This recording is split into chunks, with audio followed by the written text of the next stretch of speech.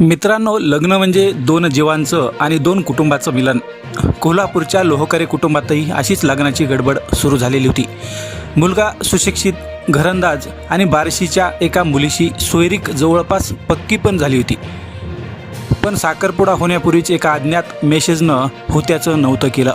असा एक फोटो की ज्यानं मुलाचं चारित्र्यच संशयात टाकलं आणि बघता बघता ठरत आलेलं लग्न एकदम मोडलं. पण तो फोटो खरा होता की बनावट होता? कोण होता तो तिसरा व्यक्ती ज्याला हे लग्न मोडायचं होतं? तेच आपल्याला या व्हिडिओच्या माध्यमातून जाणून घ्यायचं आहे. नागाळा पार्कमधील पांडुरंग लोहकरे आपल्या मुलाच्या भविष्यासाठी बार्शीतील एका प्रतिष्ठित कुटुंबाशी बोलणी करत होते. सर्व काही सुरळीत सुरू होतं. मात्र अचानक मुलीच्या वडिलांच्या मोबाईलवर काही फोटो धडकतात. सोबत एक मेसेज असतो, या कुटुंबाशी संबंध ठेवू नका, तुमच्या मुलीचं आयुष्य धोक्यात येईल. या मेसेजमध्ये मुलासोबत एका मुलीचा हात दिसणारा एक फोटो होता. हा फोटो पाहिल्यानंतर कोणताही बाप हादरून जाईल आणि अगदी तसंच घडलं. बार्शीच्या कुटुंबाने तात्काळ या लग्नाला नकार दिला. लग्न मोडल्यानंतर लोहकरे कुटुंबाला काय झालंय हे कळत नव्हतं. अखेर गेल्या आठवड्यात त्यांना या बनावट खेळीची माहिती मिळाली. तपास केला असता धक्कादायक वास्तव समोर आलं. तो फोटो चक्क एडिट केलेला होता.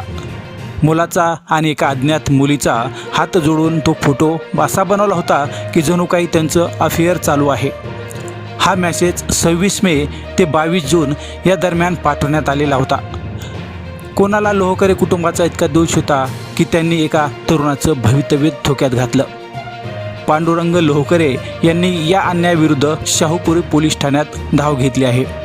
अज्ञात विरुद्ध गुन्हा देखील दाखल केला आहे. आता पोलीस या प्रकरणाचा तपास करत आहेत. त्या मोबाईल नंबरचा आणि IP ॲड्रेसचा शोध घेत आहेत. पोलीस निरीक्षक संतोष डोके यांच्या मार्गदर्शनाखाली हा तपास सुरू आहे. तो व्यक्ती नातेवाईकांमधील आहे की व्यावसायिक शत्रू आहे? मात्र या व्यक्तीच्या एका मॅसेजनं केवळ लग्न मोडलं नाही, तर एका कुटुंबाची समाजात बदनामी देखील झाली. आजच्या काळात तुमचे फोटो सोशल मीडियावरून उचलून त्याचा कशा प्रकारे गैरवापर होऊ शकतो याची आपण कल्पनासुद्धा करू शकत नाही. कोल्हापूरची ही घटना आपल्या सर्वांसाठी खरोखरच एक धडा आहे.